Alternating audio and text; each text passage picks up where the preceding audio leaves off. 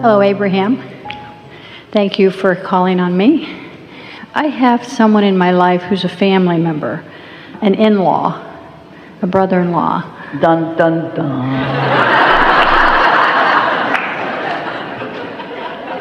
Let's put it this way, that we don't gel. I won't go into too much detail, but we don't gel. And my chi, my balance, really gets totally messed up when I'm around this person. I really just don't want to be around this person at all. So my soul says, just don't be around this person. You don't have to, just don't. Seems logical. And it feels so much better. I mean, it's such a weight. So never go there again. Okay, bye-bye. We have some bad news. It isn't your fight with this person that is turning you upside down. It's a vibrational battle within yourself that this person is pointing out to you. A battle within myself that they are pointing out to me. Seems like it's their fault. But all that's happening is that this person is behaving in a way that's activating something within you that is contrary to who you really are. And it feels to you that if that person weren't there, you wouldn't be doing it. And that may be true to a certain extent, because when you give your attention to something, it does make more active what's already in you about it. Here's how it really goes. If you were meditating every day and starting at your core level and allowing that momentum to gain traction, you would only have love and appreciation in your being. And if only love and appreciation is in your being, it wouldn't matter what else is around there. You wouldn't lock onto each other. So you must not be doing that. And almost no one really is. So you must be letting what's going on out here in your manifested world keep active in you some things that are also active in this other person. And every now and again you just get together and remind each other of what you don't like in yourself. That's really the way that it is. When Jerry and Esther began this work, there was a lot of conversation about, well, they're just a mirror to you. And that really troubled Jerry. He asked questions like, well, if someone steals from me, does that mean I'm a thief? Or if someone shoots me with a gun, does that mean that I would shoot someone with a gun?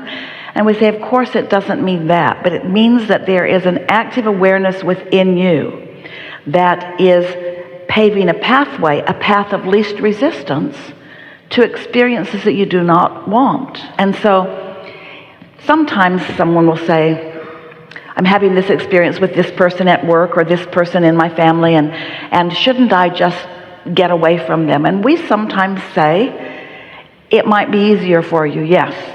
But remember, you're going to be taking yourself with you. And someone else will fulfill that role. They just will. Somebody else will show up that will take the place of that if it's active within you. And so the good news is, if there's something active within you that you don't prefer, what you do prefer is radiating from you often. So there's a very high probability that this person is causing you to put a whole lot of newness in your vortex that you are not coming into alignment with. So here's what's happening. That's why it gets worse as time goes by. You see it, you don't like it, you ask for improvement, which you don't make. Then you see it again, you ask for more improvement, which you don't make. Then you see it again and you ask for more improvement. So this very person is causing expansion in you that you're not taking. We don't blame you for being mad at them. If they'd just be different, you'd feel better. That's right. But that's such a conditional way of living, because that puts the responsibility on everybody else to change and no responsibility on you, who is the only one who can adjust your vibration. Well, I thought I was being unselfish by not expecting them to change, but just deciding to stay away from them. Well, we think it's a good idea to not expect them to change, but we think it's a good idea for you to expect to change your vibration so that you rendezvous with different aspects of them, because you know very well there are positive aspects in there. Are there?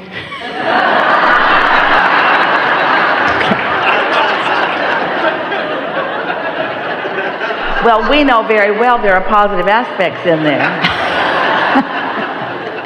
And so let's just walk through this just for fun. So let's say that, how long have you been fighting with this person? About 10 years, maybe. So there's some momentum there.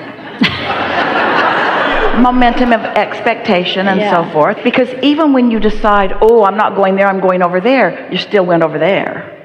And then when you go over there, when you really wanted to go over there, but you go over there because you couldn't go over there because they're over there, then you resent not going over there. And even though you went over there, you took your resentment about not going over there with you.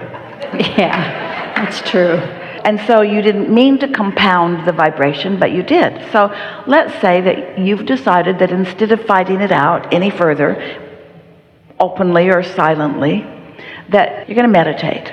And let's say you've meditated for a week or 2 or 3, for 15 or 20 minutes a day, and now you're in this attached state where this good feeling thought comes to mind.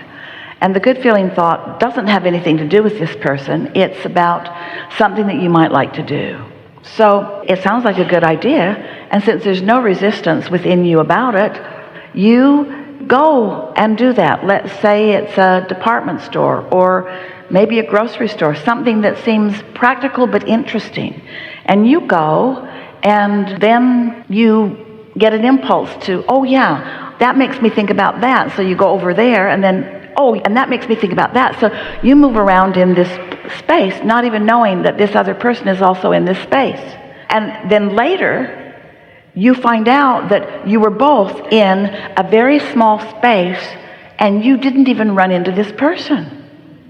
And you think, how could that possibly be? Well, it's because your vibration didn't include the vibration of that person because you've been meditating. And so law of attraction didn't put you in the same space, even though you were in the same close space. But isn't it interesting that you even were then inspired into a conversation where somehow you learned that they were there at about the same time that you were there, and then you realize this stuff really works, that I don't have to consciously avoid, I'm just not going to be attracted to. My inner being has my back, in other words. That's one possible scenario. Or let's say you've been meditating and you get an impulse to go somewhere, and you go, and as you go, you think you see that person, and you actually realize that they are there, and you're watching them have a very congenial, pleasant interchange with someone, and you think, that's a side I haven't seen, before you run away. There are endless scenarios. Or you get an impulse to go somewhere, and you're visiting with someone who brings that person up, and they are offering a compliment about that person that you had not thought of before. So you shift a little more, and without even making any effort about it, because you're meditating and you've quieted that vibration and a whole lot of others that are troubling to you, your experience is different in the world, not just with that person, but with everyone. When you deactivate resistant vibrations, you move around in different ways. You have different encounters with your own mind. You have different encounters with others who are thinking different things. Everything in your world is affected by the vibrational countenance of your being. And before you know it, that discomfort is so deactivated within you that you wonder what it was ever about. Now, you could dig it up and you could stir it up again. You could remember. You could get it back. But there would be no reason to, and it wouldn't come easily. In fact, we're telling you, it will one day be as difficult for you to stir up the stuff you don't want as it feels like in these days it will be as difficult for you to release it. But it's far easier when you've got the leverage and the assistance of your inner being who loves this terrible person. Your inner being can find no fault with this person. Your inner being doesn't want you to need to live a conditional life in order to feel good, because a conditional life is a narrow life. There are so many things out in the world that you don't want, and if you ran and hid from every one of them, you'd stay home all day, every day. So you might want to ask yourself, why is it that I'm willing to go out and encounter that vibration? It must not really be that terrible. Or I've grown in endurance to it. In other words, I'm so habitual in these thoughts that they don't even feel off to me. My negative thought about this person is so normal to me that I'm not recognizing the subtle vibration of love that is reaching to me at the same time.